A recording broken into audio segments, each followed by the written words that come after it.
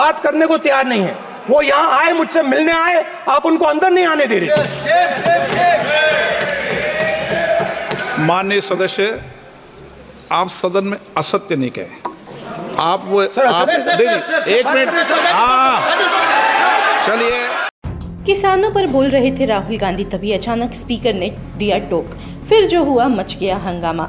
राहुल गांधी पूरे रौब में थे। लोकसभा में बजट 2024 पर बहस चल रही थी।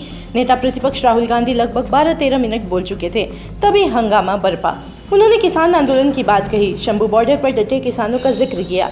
फिर कहा कि जब किसान उनसे मिलने संसद भवन आए थे तो उन्हें घुसने नहीं दिया गया। इस पर ओम बिरला बरस पड़े। नो, आप असत्य नहीं बोल सकते।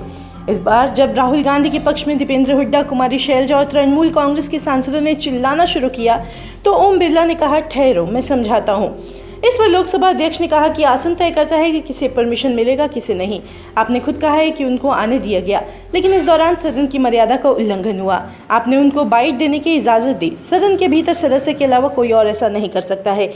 ऐसा कहते ही राहुल गांधी झट से उठते और कहते हैं, I am so sorry sir, इस टेक्निकलिटी की जानकारी नहीं थी। तब जाकर बिरला शांत हुए, लेकिन राहुल के सपोर्ट में बाकी सदस्य बोलते रहे। तब बिरला जी ने राहुल से कहा कि आपके एमपी बैठे बैठे कमेंट्री कर रहे हैं। वहीं राहुल गांधी ने आगे कहा कि हम चाहते थे कि हमारे अन्नदाता एमएसपी की लीगल गारंटी मांग रहे हैं, वो काम कम से कम मिल जाता, लेकिन बजट में ऐसा नहीं हुआ। मैं वादा करता हूँ कि हम ऐसा करके दिखाएंगे। राहुल गांधी ने आगे कहा कि देश का मध्यम वर्गीय समाज प्रधानमंत्री जी का समर्थन करता है। पीएम ने मिडिल क्लास को ऑर्डर दिया तो थाली बजाई गई।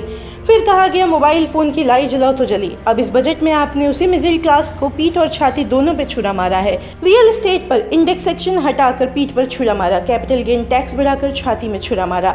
मिडिल क्लास आपको छोड़ने जा रहा है और वो इंडिया गठबंधन के साथ आ रहा है। आपको जहाँ मौका मिलता है कि चक्रव्यूह बना देते हैं, हम उसे तोड़ते हैं।